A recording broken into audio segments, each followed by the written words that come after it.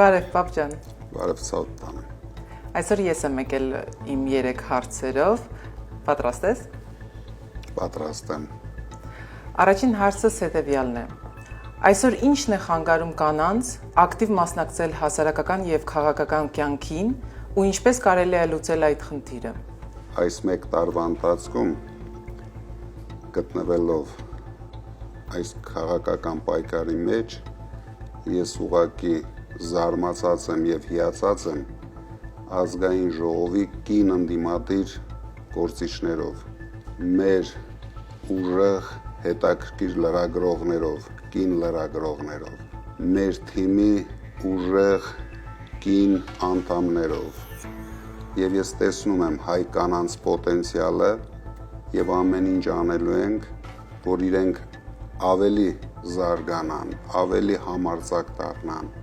ավելի ուժեղ դառնան, որովհետև կանայք ինձ թվում է ավելի ճիշտ են տեսնում ինչ է հարկավոր հայ երեխային, հայ երիտասարդին, հայ մարդկանց, դրա համար մենք ամեն ինչ անելու ենք բարձրացնելու հայ կնոջ դերը։ Ես նույնիսկ իմ հարցազրույցներից մեկում հայտարարել եմ, որ ես ուրախ կլինեի, եթե մեկ օր տեսնեի Հայաստանի ղեկավար շատ համարձակ կնոջ, հայրենասեր կնոջ։ Ես էլ, բայց հույսով եմ ինձ նկատի չունեիր։ Քեզ նկատի չունեի։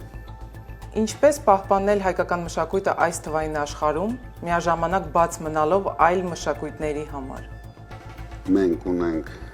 շատ փորձառու, շատ ուժեղ մշակույթային գործիչներ, շատերը իմաստվերում են, շատերը պայքարում են, ես շատ շնորհակալ եմ այն մշակույթային գործիչներին, ովքեր պայքարում են, այս չարիքի դեմ մենք ամեն ինչ անելու ենք, որ հայկական մշակույթի միջոցով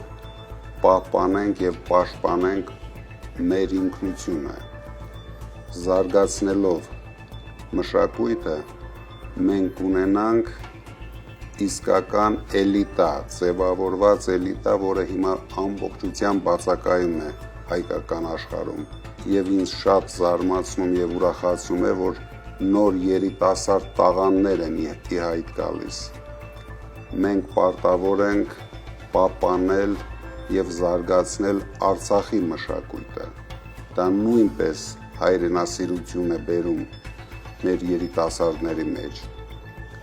Դրա համար ես այդքան մեծ վտանգներ չեմ տեսնում թվային աշխարհից։ Ճիշտ է, մենք պարտավոր ենք ուշադիր հետևել, ինչպես են զարգացնում իրենց մշակույթները շատ կարևոր երկրներում եւ ինչ որ փորձ այնտեղից էլ ենք ձեռք բերելու, բայց հիմնականում մեզ հարկավոր է ճիշտ, հայրենասիրական, մեր ժողովրդի համար ծառայող մշակույթ։ Մենք չպետք է մոռանանք, որ միշտ մշակույթն է պահպանել հայկական դիմագիծը։ Այս նախընտրական փուլում քո հասցեին շատ քննադատություններ են հնչել, որն էր ամենահիշվողը եւ զարմացնողը։ Հիմնականում դրանք քննադատություններ չեն, այլ նախընտրական զառանցանքներ են, որը շատ շուտով ես վստահ եմ կավարտվի։ Իսկ ինչն է ինձ զարմացնում է, որ բիզնեսի մեջ քեզ քննադատում են քո չարածների համար։ Իսկ քաղաքականության մեջ քեզ քննադատում են իրեն չարածների համար։ Բայց ես ձեր համար պատրաստ եմ ցանկացած գին վճարեմ։ Շնորհակալություն պապ ջան այս հարցազրույցի համար։ Վստահ եմ մյուս անգամ ես հարցերս կուղեմ քեզ որպես վարչապետ։